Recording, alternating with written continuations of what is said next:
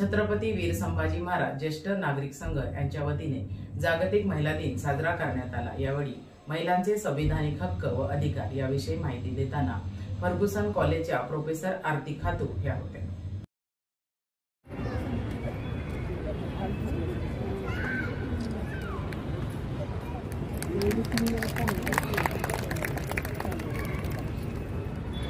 मी शीतलताईंना विनंती करते की त्यांनी एक दोन शब्द आपल्याशी बोलावे।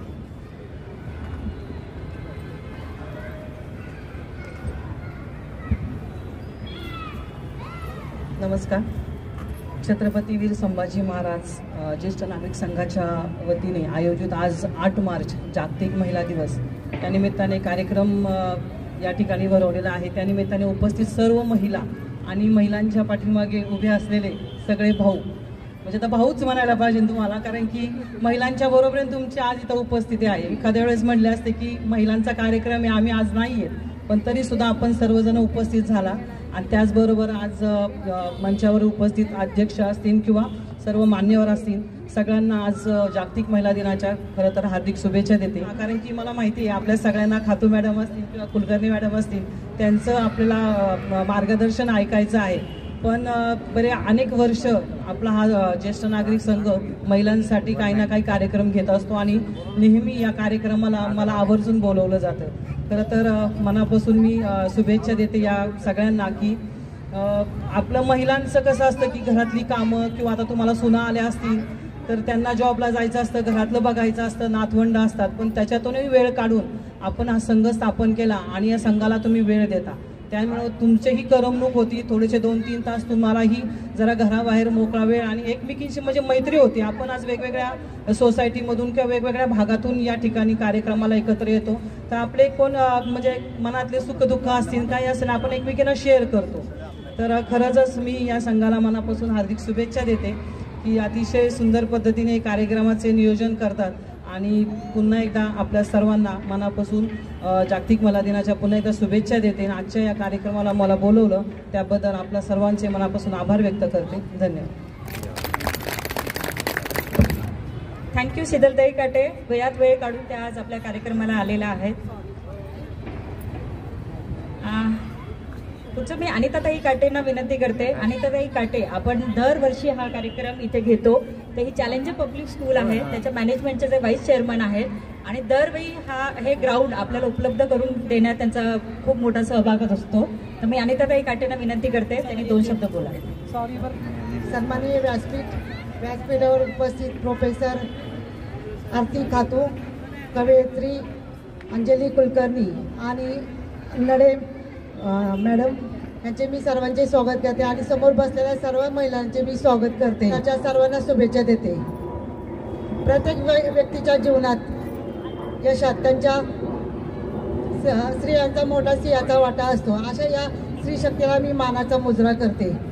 शिवरायांच्या हिंदवी स्वराज्याची स्थापना करण्यामध्ये राजमाता जिजाऊ आणि स्वतंत्र चेतना देणाऱ्या राणी लक्ष्मीबाई, तसेच स्त्री शिक्षणाकडे झटणाऱ्या क्रांतीज्योत सावित्रीबाई फुले यांच्या कार्यालाही वंदन करते मी। आणि आपल्या जगभरात सर्वत्र जागतिक महिला दिन अक्षरशः मोठ्या उत्साहाने आणि आनंदाने साजरा केला जातो। पण जर लोकांना जागे करायचे असेल तर त्या घरातील महिला व्यक्तींना जागृत होणे गरजेचे आहे। वैयक्तिक आणि व्यावसायिक साध्य करण्यासाठी दररोज कठोर परिश्रम करणाऱ्या महिलांचे आज आपण कौतुकाचा दिवस आहे। हा दिवस पाळण्यासाठी जगभरात वेगवेगळ्या प्रकारचे आयोजन केले जातात। तसंच समाज प्रबोधनासाठी मोर्चाही काढण्यात येतात। तसेच काही महिलांना समान वागणूक दिली जात नाही, म्हणूनच देशामध्ये आपण महिलांच्या मुक्तीसाठी निदर्श साजरा केला जातो। तथापि आपण समाजामध्ये बदल घडणे आवश्यक आहे। तरी पण आपण माणूस आहोत, पण आपल्या समान हक्क समान संधी दिले गेलेच पाहिजेत। तथापि स्त्रियांपेक्षा पुरुषांना अनेक क्षेत्रामध्ये संधी प्राप्त झालेलीच आहेत, पण अलीकडच्या काळामध्ये सर्व महिलांनी पुरुषांचे क्षेत्रही काबीज केलेच आहेत। पण आपल्या समाजामध्ये महिलांचे जबाबदारी पूर्ण पार पडतात। ती कधी विसरू शकत नाही, ती कधी आई असते ती कधी गृहिणी असते, कधी ती आजी असते, कधी ती बायको असते. या महिला शक्तीला मी प्रथम प्रणाम करते आणि ह्या छत्रपती शिवाजी महाराज ज्येष्ठ नागरिक संघाने आवर्जून इथं मला बोलावल्याबद्दल मी त्यांचेही आभार करते. त्यांनी सुंदररित्या हा कार्यक्रम आयोजित केलेला आहे आणि सर्व ज्येष्ठ नागरिक मंडळाचे मी शतशत प्रणाम करते आणि अभिनंदन करते. धन्यवाद. मॅडम आपल्या ज्या आहेत प्रमुख व्यक्त्या त्यांचा एक परिचय करून देते. आरती खातू, presently she is working in Department of Political Science in Ferguson College for last 25 years. She has done MA in Politics from Department of Politics and Public Administration from University of Pune. She has done BA Politics from Ferguson College itself. She has the specialization in Western political thought and theory, Indian political thought and movement, feminist theory and movement. So she is working for the feminist theory. So she is the right person for today's program. I can say that. She is an environmentalist. She has worked in many projects under that. She is also the member of Animal Rights and Veganism. She also follows a vegan diet, and she is behind all of us in college to follow that. Highlights of her teaching career is she has actively participated in many activities such as teaching learning, central role in curriculum design and development at Ferguson College. She has guided research guide for TY BA students. She has audio study material for Divyang students. So we have some students who are not able to read properly or something of this sort. So unke liye what teaching methods that we can implement basically for physically handicapped people. So she has an active role in that. Strong alumni connect for the enrichment and motivation building for students of the Department of Political Science in Ferguson College. She has also performed many responsibilities in the college as a member of academic council, member of college internal quality assurance cell. She has teaching, admission and examination related many duties, many positions she has handled very actively and confidently. She is a member of International Student Cell at Ferguson College. She is a member of Student Welfare Committee at Ferguson College, coordinator for the department festival, coordinator of many student activities that are involved in Political Science Department as well as in Ferguson College.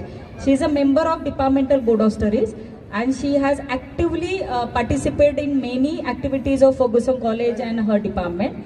So after this short introduction, I request Arti ma'am to please give her the speech.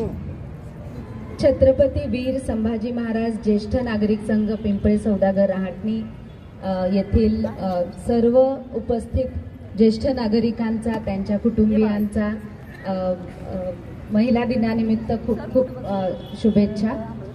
Anitatai काटे, शीतलताई काटे, सुवर्णाताई या इथे आल्या आहेत. अनिताताई आहेत, मला वाटतं इथे समोर आहेत. नमस्कार. कार्यक्रमाच्या अध्यक्षा अंजलीताई कुलकर्णी आणि डॉक्टर दीपाली धाईंजे यांना विनम्रपणे अभिवादन करून मी भारतातील संविधानिक हक्क आणि त्या हक्कांमधून मिळणाऱ्या ज्या काही स्त्रियांसाठी विविध पद्धतीच्या सुविधा आहेत किंवा ज्या पद्धतीने स्त्रियांनी आगेकूच केलेली आहे त्याबद्दल मी काही मुद्दे समोर ठेवते. संदर्भ अर्थातच हा आहे की गाडीला जशी दोन चाकं असतात त्यातलं एक स्त्री आणि एक पुरुष असं टिपिकली संसाराबद्दल म्हटलं जातं. तर ते जे स्त्रीचं चाक असतं ते समाजामध्ये, अर्थव्यवस्थेमध्ये, विविध सांस्कृतिक, धार्मिक, सामाजिक, राजकीय क्षेत्रामध्ये हे इनव्हिजिबलाइज केलेलं आहे. म्हणजे अदृश्य राहिलंय असं मी म्हणत नाहीये, हे अदृश्य केलं जातं असं मी म्हणेन.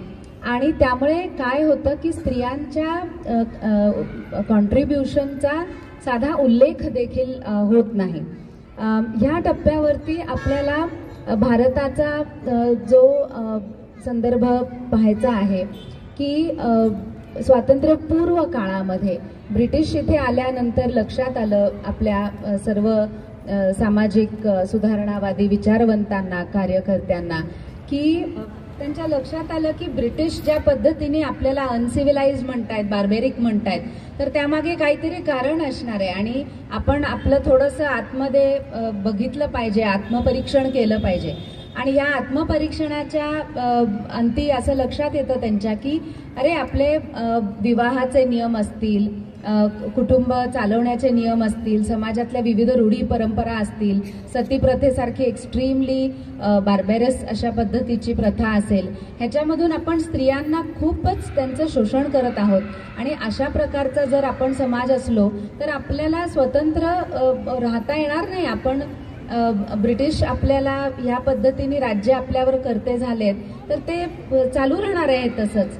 तर या टप्प्यावरती सुधारणावादी चळवळी सुरू झाल्या, विविध प्रकारचे रिफॉर्म्स, सोशल रिलिजियस रिफॉर्म्स सुरू झाले आणि ह्याच्यामध्ये स्त्रियांना सामावून घेऊन स्त्रियांवरती होणारे विविध अत्याचार संपवून त्यांच्या बद्ध करण्याचे एक मोठा कालखंड सुरू झाला.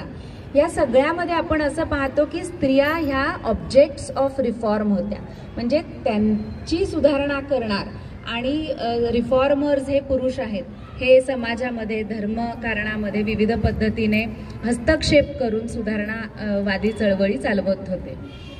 पुढच्या टप्प्यामध्ये जसा समाज सुधारायला लागला, शिक्षण सुरू झालं, तसं हळूहळू स्वातंत्र्य चळवळीने वेग घेतला. गांधींच्या आगमनाने सत्याग्रहाचा जो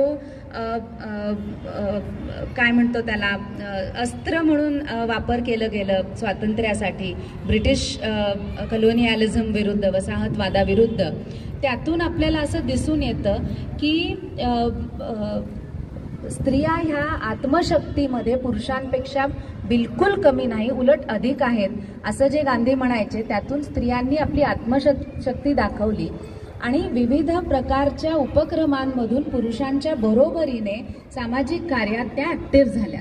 म्हणजे दारूबंदी असेल, कौटुंबिक हिंसाचाराच्या विरुद्ध असेल किंवा प्रभात फेऱ्यांमधून ब्रिटिशांविरुद्ध जनजागृती करण्याचं काम असेल, स्वदेशी असेल, कन्स्ट्रक्टिव्ह वर्क प्रोग्रामच्या द्वारे भारताच्या अर्थव्यवस्थेचं नवनिर्माण असेल, सर्व पातळ्यांवर स्त्रिया पुरुषांच्या बरोबरीने काम करू लागल्या.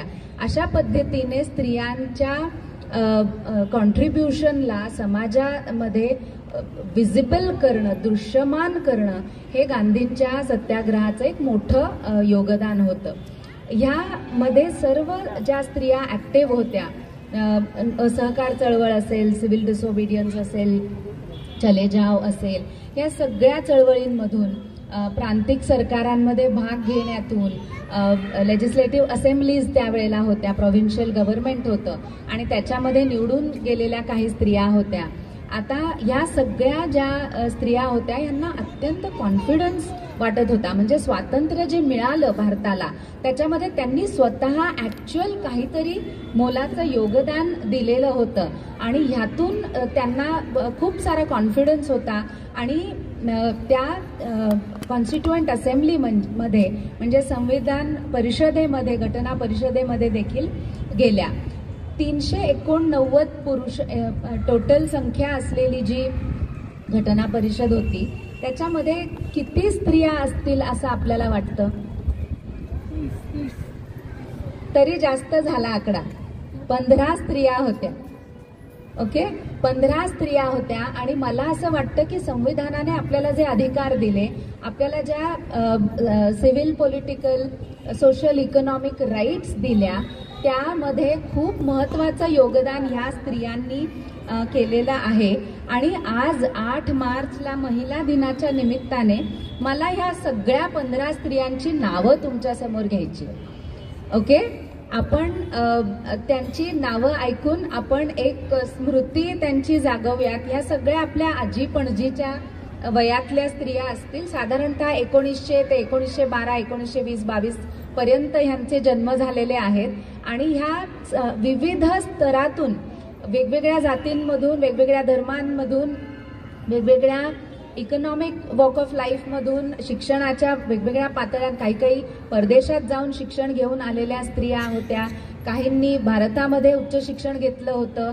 अशा अनेक ह्या स्त्रिया होत्या आणि यांनी अतिशय अमूल्य असं योगदान केलेलं आहे घटना बनवण्यामध्ये. त्यात आपण आज जाणार नाही आहोत कारण तो एका वेगळ्या व्याख्यानाचा ॲक्च्युली विषय ठरेल. मी ही 15 नावं घेते. अम्मू स्वामीनाथन या केरळच्या आहेत. दाक्षायणी वेलायुधन कोचीनच्या आहेत. या संविधान परिषदेमधल्या एकमेव दलित महिला आहेत. बेगम एजाज रसूल यूपीच्या आहेत. या एकमेव मुस्लिम महिला आहेत. त्याच्यानंतर Durgabai Deshmukh Andhra Pradesh, Hansa Mehta Gujarat, Kamala Chaudhari UP, Leela Roy Assam, Malati Chaudhari East Bengal, Purnima Banerjee UP, Rajkumari Amrit Kaur UP. Purnima Banerjee या ट्रेड युनियन ऑर्गनाइज करत होत्या, शेतकऱ्यांच्या संघटना उभारणाऱ्या होत्या, समाजवादी विचारांच्या होत्या. रेणुका रे, सरोजिनी नायडू, सुचेता कृपलानी, विजयलक्ष्मी पंडित आणि ॲनी मॅस्करेनी. ओके, एकदा जोरदार टाळ्या वाजवून आपण ह्यांचं योगदान सेलिब्रेट करूयात आज. आणि पुढे या सर्वांनी विविध पातळ्यांवरती संविधान परिषदेत काम केलं. आपल्याला माहिती आहे की डॉक्टर बाबासाहेब आंबेडकर हे घटना समितीचे ड्राफ्टिंग कमिटीचे चेअरपर्सन होते. त्यांनी ज्या पद्धतीने संपूर्ण घटना परिषदेमध्ये मनूवर केलं ड्राफ्टला आणि अत्यंत डेमोक्रॅटिक पद्धतीने पहिलं रीडिंग, दुसरं रीडिंग, तिसरं रीडिंग असं करत ती घटना संपूर्णपणे आकाराला आणली. आणि ह्यामध्ये सर्व जे मेंबर्स होते त्या मेंबर्सच्या हरकती अगदी कॉमा, फुल स्टॉप पासून कुठले वर्ब्स वापरायचे, कुठल्या पद्धतीने वाक्यरचना करायची इथपर्यंत अगदी बारकाईने काटेकोरपणे घटना तयार झाली. त्याच्यानंतर आपण पुढे जाऊयात आणि कुठले अधिकार, कुठले हक्क ह्या घटना समितीने आपल्याला दिले. सर्वात महत्त्वाचं म्हणजे घटना समितीने राईट टू इक्वॉलिटी दिला, समानतेचा हक्क. म्हणजे या देशामध्ये जिथे जाती आधारित, लिंग आधारित, धर्म आधारित विविध प्रकारचे डिस्क्रिमिनेशन्स होते त्या ठिकाणी पहिल्यांदी आपल्याला सगळ्यांना समतेची गॅरंटी मिळालेली आहे. दुसरं आहे ते लिबर्टी किंवा स्वातंत्र्याचा हक्क हा सर्वांना समान मिळालेला आहे. कुठल्याही पद्धतीने कोणालाही एखादं स्वातंत्र्य दिलंय आणि एखाद्याला दिलं नाही अशा प्रकारचं चित्र नाहीये. सो स्त्रियांना, पुरुषांना, सर्व जाती धर्माच्या लोकांना समता आणि स्वातंत्र्य हे 2 महत्त्वाचे अधिकार मिळालेले आहेत. त्याच्यानंतर आपण पाहतो की स्त्रियांच्या दृष्टीने विशेष अशा महत्त्वाचं म्हणजे राईट अगेन्स्ट एक्सप्लॉयटेशन. आणि ह्याच्यामध्ये बॉन्डेड लेबर असू दे किंवा ट्रॅफिक इन ह्युमन बीइंग्स असू दे, हे फंडामेंटल राईट्स आहेत, हे आपले मूलभूत अधिकार आहेत आणि हे आपल्याकडून कोणीच हिरावून घेऊ शकत नाही. ही अतिशय ठाम अशी भूमिका घटना समितीची होती असं आपल्याला दिसून येतं. त्याच्यानंतर संपत्तीचा असेल किंवा धर्मस्वातंत्र्य असेल किंवा सांस्कृतिक अधिकार असतील, या सर्व अधिकारांच्या बरोबरच आपल्या मूलभूत अधिकारांची पायमल्ली होत असेल अशा वेळेला आपल्याला सुप्रीम कोर्टाला आवाहन करून, हायकोर्टाला आवाहन करून आपले अधिकार पुन्हा मिळवण्याची तरतूद ही आर्टिकल 32 अन्वये आपल्याला मिळाली आहे. आणि हे देखील आपला मूलभूत अधिकार आहे. असं नाही की काही लोकांना रिट्स लागू करण्याचा अधिकार आहे. सर्वांनाच आपल्या घटनादत्त अधिकारांचं रक्षण करण्यासाठी सुप्रीम कोर्टाला आपण रिक्वेस्ट करू शकतो. ह्या सिंपल पोस्टकार्डावर मिळालेल्या तक्रारीची पण दखल सुप्रीम कोर्ट घेण्याला बाध्य आहे. हे अतिशय महत्त्वाचं आहे. फक्त सिव्हिल आणि पॉलिटिकल राईट्स ह्याच्यामध्ये सर्वात महत्त्वाचा राजकीय हक्क आपल्याला जो मिळाला आहे, जो जगभरातल्या स्त्रियांना अनेक स्ट्रगल्स करून मिळवावा लागला, तो म्हणजे मतदानाचा अधिकार. तो हा मतदानाचा अधिकार आपल्याला स्वातंत्र्य मिळाल्यावर लगेचच मिळाला आणि आपल्याकडून प्रेरणा घेऊन श्रीलंकेच्या घटनेतून देखील श्रीलंकन स्त्रियांना मतदानाचा अधिकार अगदी पहिल्या दिवसापासून मिळालेला आपल्याला दिसून येतो. अर्थातच अनेक युरोपीय, इंग्लिश, अमेरिकन स्त्रियांना हा अधिकार मिळवण्यासाठी झगडा द्यावा लागला. तो कुठेतरी त्याचा दखल घेऊन आपल्याला मात्र ह्या अधिकारासाठी वेगळा झगडा द्यावा लागला नाही. आता या ठिकाणी आपलं कर्तव्य असतं की आपण आपल्या मताधिकाराचा वापर अतिशय काटेकोरपणे, विचारपूर्वक करायचा ही आपली त्या अनुषंगिक जबाबदारी ठरते. दुसऱ्या टप्प्यामध्ये, दुसऱ्या पातळीवरती directive principles of state policy, राज्याची जी धोरणं आहेत त्याबद्दल जे गाईडलाईन्स घटनेने दिलेले आहेत ते गाईडलाईन्स देखील आपल्याला महत्त्वाचे आहेत. त्याच्यामध्ये स्त्रियांना अनेक अधिकार मिळालेले आहेत. सर्वात महत्त्वाचा जो आजतागायत अमेरिकेत देखील नाही आहे आणि तो म्हणजे equal pay for equal work. Okay, त्याच्यानंतर शैक्षणिक आणि आर्थिक विकास सर्व वीकर सेक्शन्सचा घडवून आणणे, ही जी गाईडलाईन राज्याला मिळालेली आहे त्याच्यामध्ये स्त्रियांचा अंतर्भाव अर्थातच आहे आणि म्हणून राज्याला स्त्रियांच्या शिक्षणासंबंधी विशेष एफर्ट्स घेणं भाग आहे. त्याच्यानंतर मॅटर्निटी रिलीफ म्हणजे आपल्याला जे मॅटर्निटी रिलीफ मिळतो तो किंवा रजा मिळते, आता मला वाटतं 6 महिने मिळते, ती काही वर्षांपूर्वी 3 महिने मिळत होती आणि हा आपला हक्क आहे. तर नेमणूक करताना कधीही जर अशा पद्धतीने स्त्रियांची नेमणूक झाली नाही की बाबा त्या लग्न करतील, गरोदर राहतील आणि मग प्रसूती नंतर रजा मागतील, ह्या प्रकारची वागणूक कोणीही देऊ शकत नाही. हे डिस्क्रिमिनेशन आहे, हे घटनेमध्ये म्हटलेलं आहे. बरं, हा अधिकार आपल्याला सहजासहजी बसल्या बसल्या मिळाला का? तर नाही, त्यासाठी कोर्टामध्ये लढे दिलेले आहेत स्त्रियांनी. ओके, आणि आपल्याला असं दिसून येतं की एका ठिकाणी LIC विरुद्ध केस नीरा माथुरची फेमस आहे, ज्याच्यामध्ये त्याच्या नेमणुकीला मज्जाव केला होता तिच्या आणि तिने केस टाकली कोर्टामध्ये आणि तिथे ते प्रूव्ह केलं की नाही, असं तुम्ही नाही म्हणू शकत की स्त्रीला तुम्ही नेमणूक करणार नाही कारण की ती कदाचित उद्या पुढे जाऊन रजा घेईल. ओके, सो हे अधिकार आपल्याला जे मिळाले आहेत त्या अधिकारांचं रक्षण करणं किंवा ते अधिकार एक्झरसाइज करणं यासाठी आपल्याला प्रयत्न करावे लागतात. आणि गेल्या 75 वर्षामध्ये अनेक स्त्रियांनी, अनेक स्त्रीवादी संघटनांनी या दिशेने प्रयत्न देखील केलेले आपल्याला दिसून येतात. एअर इंडिया इंटरनॅशनल मधली पण केस फेमस आहे, त्याच्यामध्ये देखील आपल्याला असं दिसून येतं की तिच्या नेमणुकीसंबंधात जो प्रश्न उपस्थित केला होता त्याच्यामध्ये अनेक ज्या तरतुदी असतात की एअर हॉस्टेसेस बद्दल काही अतिशय स्ट्रिक्ट असे नियम असतात त्या प्रकारच्या कामाच्या संदर्भात, त्याबद्दल देखील कोर्टात केस टाकून तो लढा देऊन तो अधिकार आपल्याला मिळालेला आपल्याला दिसून येतो. सो अनेक पातळ्यांवरती नुसतंच सुप्रीम कोर्टाला गार्डियन केलंय, घटनेमध्ये लिहिलेला आहे आणि तो अधिकार आपल्यापाशी आहे असं म्हणून तो अधिकार आपल्याला मिळत नसतो. तर तो अधिकार मिळवण्यासाठी आपल्याला लढे द्यावे लागलेले आहेत आणि अनेक केसेस त्याच्यामध्ये आहेत. 2 महत्त्वाच्या केसेसबद्दल मी बोलेन. काही बऱ्याच लोकांना या ठिकाणी माहिती असेल, मथुरा केस असेल किंवा बोधिसत्वाची केस असेल, याच्यामध्ये रिसेंट काही काळामध्ये बलात्काराच्या अतिशय निर्घृण अशा केसेस होऊन गेलेल्या आहेत आणि त्यामध्ये एक्स्ट्रीम प्रकारची शिक्षा द्यावी वगैरे अशा प्रकारची बोलणं केलं जातं.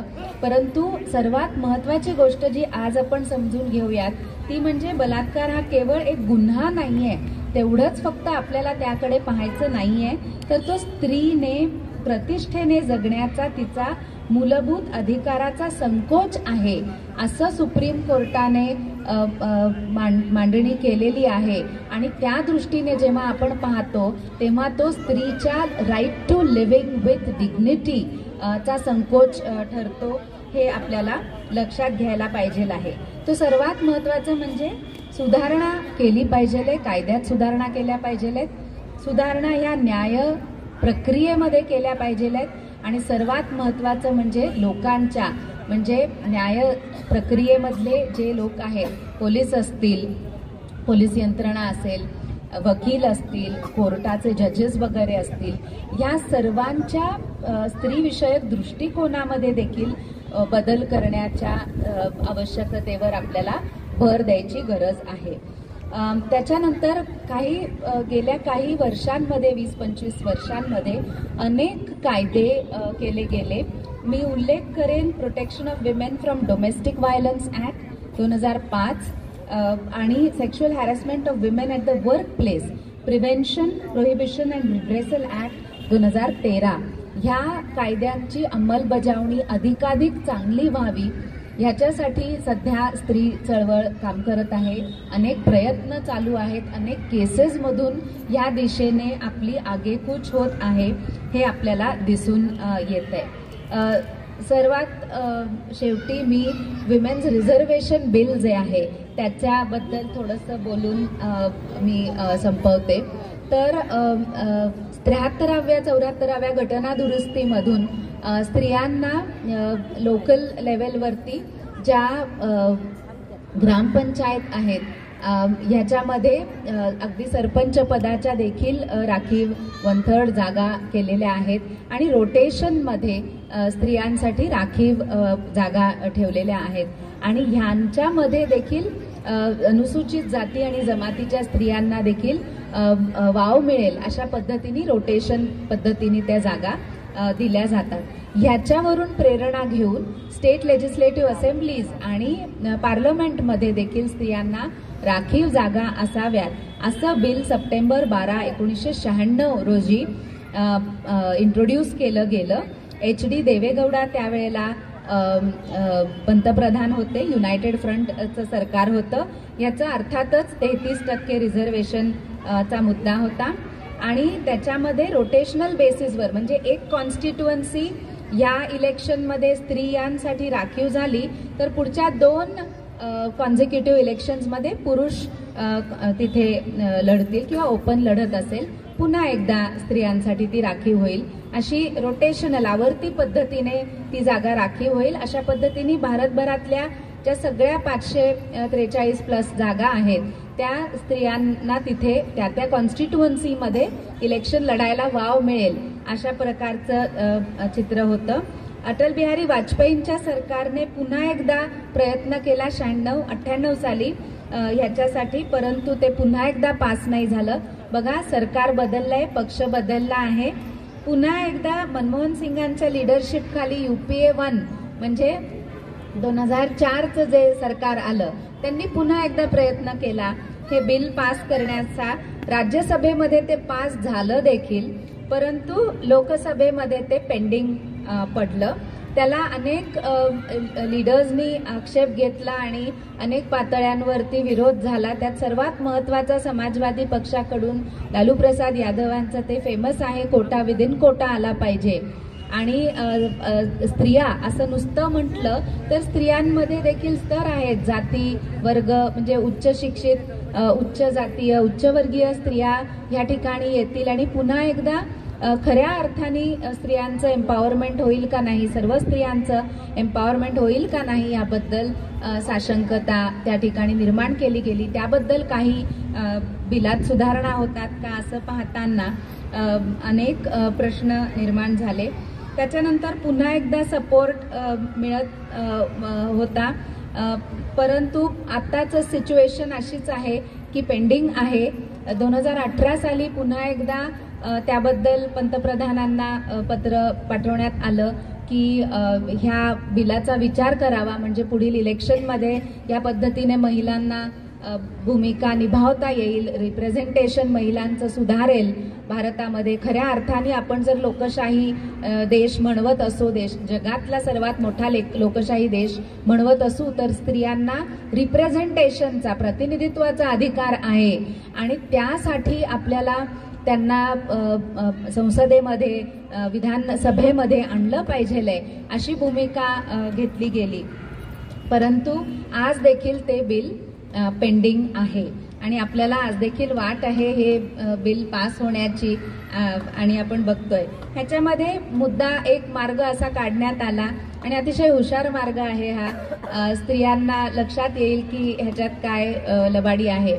2000च्या सेन्सस प्रमाणे जे लोकसंख्या वाढली त्याच्यामुळे ओव्हरऑल संसदेत प्रतिनिधित्व त्या अर्थाने कमी आहे आणि आपल्याला सीट्सच लोकसभेच्या वाढवायला हव्या आहेत असं म्हणून त्यावेळेला 1/3 सीट्स वाढवूयात लोकसभेच्या आणि मग त्या जागा स्त्रियांना देऊ करूयात अशा प्रकारचा एक युक्तिवाद केला गेला. आता आपण बघूयात पुढच्या टप्प्यामध्ये काय होतं.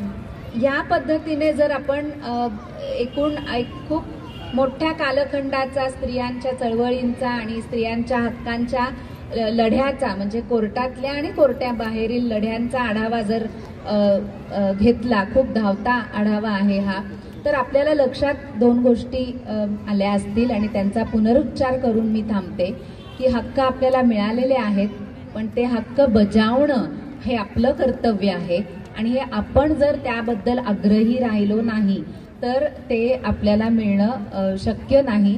आणि आपण साधारणतः आपल्या रुटीनमध्ये आपल्या विविध कर्तव्यांमध्ये आपण इतक्या बुडून गेलेलो असतो की आपण मोठा विचार करू शकत नाही. त्या अर्थाने आपल्याला शिक्षित होऊन म्हणजे डिग्रीजचं शिक्षण नाही तर साधारणतः नॉलेज आजूबाजूला काय आहे स्पेशली आपल्या हक्कांच्या बाबतीमध्ये जागरूक होऊन स्त्रियांनी लढे त्यांचे त्या पातळीवरती देणं आणि त्यातून स्वतः आपले हक्क राखणं हे आपल्याला करणं गरजेचं आहे.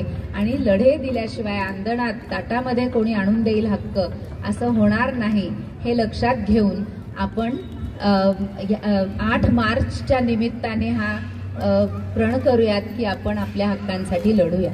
थँक्यू. धन्यवाद.